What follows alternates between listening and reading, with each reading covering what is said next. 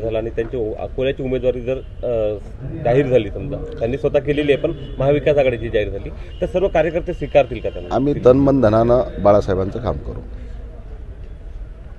महाविकास आघाडीची बैठक होत आहे अकोल्यात, ज्या प्रकाश आंबेडकरांचा बालेकिल्ला अकोला असं बोलला जातो, त्यांच्या पक्षाला या बैठकीचं निमंत्रण नसल्याची माहिती आहे.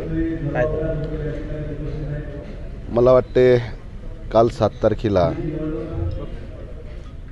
बाळासाहेबांच्या सोबत पक्षप्रमुख उद्धव साहेब आणि पवार साहेब यांची काल बैठक झाली आणि बैठकीमध्ये मला वाटते पुन्हा 9 तारखेला त्यांच्यासोबत वाटाघाटीसोबत जागेबद्दल उद्या चर्चा होणार आहे आणि चर्चा झाल्यानंतर निश्चितपणे महाविकास आघाडीचा 4था घटक वंचित आमच्यासोबत येईल याच्याबद्दल कोणती शंका नाही.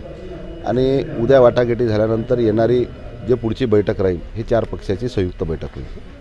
प्रकाश आंबेडकरांनी जशा पद्धतीने सांगितलं की महाविकास आघाडीने त्यांच्या बैठकीला जाऊन म्हणूनच निरोप दिला नाही, तशा पद्धतीचा नाही, म्हणून निरोप देण्याचा प्रश्न नाही आहे. परंतु उद्या अंतिम बैठक त्यांची पक्षप्रमुख उद्धव साहेबांसोबत, पवार साहेबांसोबत आणि बाळासाहेब अशी संयुक्त, उद्या काँग्रेस अशी संयुक्त त्यांची बैठक आहे आणि बैठकीमध्ये निर्णय झाल्यानंतर निश्चितपणे 4ही पक्ष एका ठिकाणी येऊन चर्चा करतील आणि एका दिलाने ह्या जिल्ह्यात निवडणूक लढतील.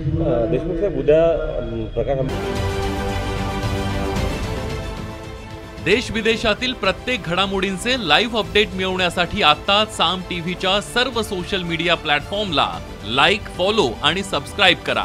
तसंच सर्व नोटिफिकेशनसाठी बेल आयकॉन प्रेस करायला विसरू नका.